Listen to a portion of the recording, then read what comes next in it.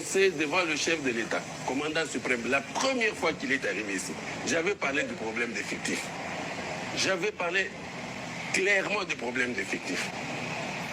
Les gens ont dit tout ce qu'ils voulaient. Mais nous avons eu les conséquences. Je crois que tous ceux-là qui étaient à Goma, tous les commandants qui étaient à Goma, ils connaissent de quoi ça retourne. Des régiments qui n'étaient plus des régiments. Personne, on a donné des rapports et tout, mais rien n'a été fait. Là où il fallait avoir 1200 personnels, on a 300, on a 400. Et jamais ces gens-là ont été mis en cause. Alors aujourd'hui, ça revient encore la même chose. Alors que nous n'avons pas encore fini ce problème-là de personnel militaire, bon voilà, maintenant aujourd'hui c'est encore les veuves. Et malheureusement, cela se passe dans une zone opérationnelle, ce que je ne peux pas accepter. Nous sommes au XXIe siècle, je crois qu'il y a des choses que nous devons arrêter. On ne doit plus parler de ce genre de problème. Les contrôles là doivent être des contrôles sérieux. Et le contrôle, si le contrôle est sérieux, on va voir le résultat. Un militaire qui est au front,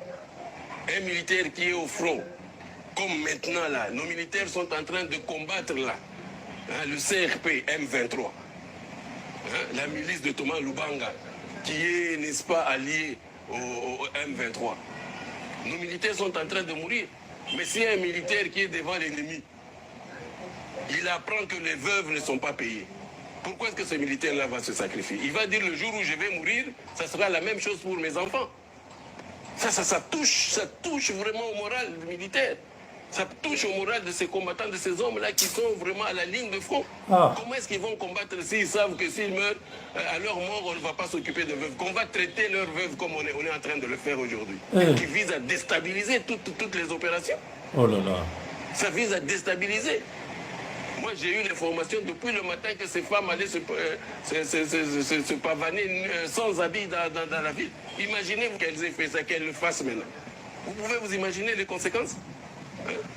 Alors que moi, en tant que commandant des opérations, je ne suis pas dans cette chaîne. Aujourd'hui, les militaires mangent 15 jours. Les vivres pendant 15 jours. Mais allez au ministère demander combien d'argent on est en train de donner pour les vivres. Aujourd'hui, les fonds, je ne sais pas moi, quadruplés ou je ne sais pas, les militaires doivent manger 3 fois. Mais quand ils ne mangent pas, et surtout ici au front, on pense que c'est qui? On pense que c'est moi.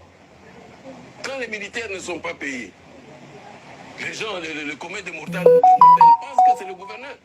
Alors que je ne suis pas dans cette chaîne-là. Moi, je suis là pour les opérations. C'est vrai, je représente l'armée ici. Mais moi, je suis là pour la chaîne, la mise en œuvre. Et la mise en œuvre, c'est le combat. C'est tout, la guerre. Et l'autre chaîne, la logistique et l'administration, ça, c'est à la région militaire et ainsi de suite. Donc, ces choses-là doivent être claires. Ça doit être clair et on n'a pas le droit de nous déstabiliser avec tous les problèmes que nous avons. On n'a pas le droit de nous déstabiliser en ce moment.